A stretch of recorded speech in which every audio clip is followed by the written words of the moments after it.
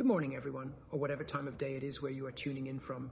This is Alvin, your guide through the whirlwind of the world's headlines here on green ground.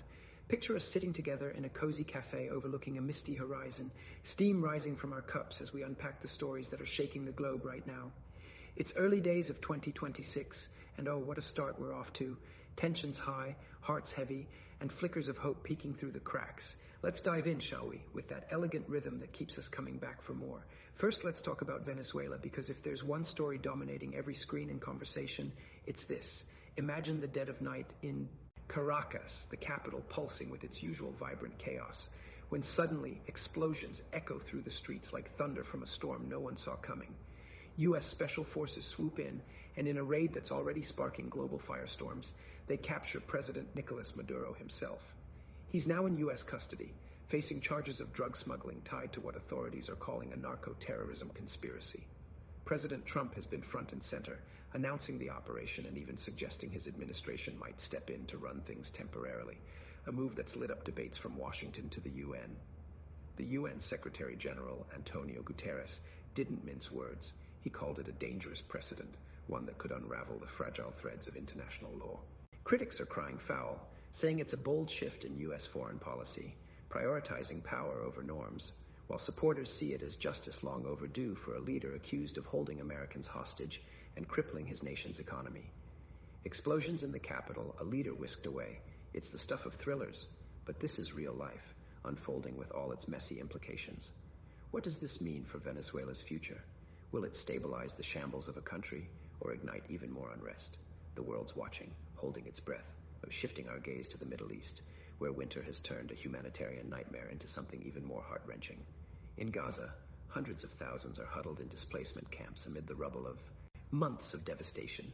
Storms are battering the region, turning dirt paths into rivers and making aid delivery a Herculean task. Families are facing the new year not with celebrations but with uncertainty, children wrapped in whatever blankets they can scavenge, elders battling the cold in tents that offer little shelter. It's a stark reminder of how nature can amplify human suffering, straining every effort to get food, medicine, and warmth to those who need it most. And layered on top of that, the UN is urging Israel to reconsider proposals for the death penalty against Palestinians, warning it would violate international law. These aren't just headlines. They're lives hanging in the balance, stories of resilience amid unimaginable hardship. It makes you pause and think about the quiet heroes on the ground, the aid workers pushing through the gale, determined to bring a sliver of hope. Now, over to Ukraine, where the drumbeat of conflict refuses to quiet. A Ukrainian drone strike in Russia's Belgorod region has left 1 dead and 2 wounded, including a child, tragic echoes just ahead of crucial peace talks in Paris. European security advisors gathered in Kiev, hashing out proposals that could shift the tide, while Russia reports battlefield advances and the destruction of Western-supplied weapons. It's a chess game on a blood-soaked board, with diplomacy flickering like a candle in the wind. Will these talks in Paris bridge the divide, or are we witnessing just another chapter in a war that's tested the world's endurance? The human cost keeps mounting, from the families shattered in Belgorod to the soldiers on frozen front lines. It's a call for cooler heads and bolder compromises. But let's not leave you with only shadows. There are glimmers elsewhere that deserve our attention. In Myanmar, the government has released over 6,100 prisoners, a step that could ease some long-held tensions in a nation still finding its footing. Syria, post-Assad, is rolling out new currency bills, a practical move toward rebuilding amid the ruins of revolution.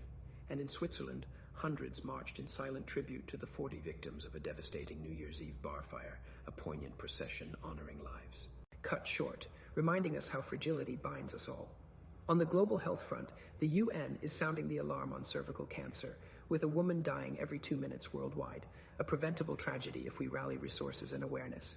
And intriguingly, 5 new nations have joined the UN Security Council, injecting fresh voices into the chamber of power, just as tensions simmer everywhere. As we weave through these tales, it's clear 2026 is kicking off with the intensity of a novel you can't put down. U.S. boldness in Venezuela clashing with international outcry, Gaza's winter woes tugging at our collective heartstrings, Ukraine's fragile peace dance, and these other threads pulling at the fabric of our world. It's elegant in its chaos, isn't it? The way history pivots on these moments, shaped by leaders, storms, and silent marches alike. What strikes me most is the resilience, the Venezuelans navigating upheaval, Gazans enduring the freeze, negotiators in Kiev chasing peace. These aren't distant events. They're invitations to reflect on our shared humanity, to wonder what role we play in the story. Trump's administration is already facing legal scrutiny back home, with the Supreme Court set to weigh in on cases testing executive power. Could this Venezuela saga be Exhibit A? And whispers from hostage negotiators who dealt with Maduro's regime paint a picture of leverage and prisons used as bargaining chips, freeing Americans from places like Russia and Iran. It's a tapestry rich with intrigue where every thread connects to the next.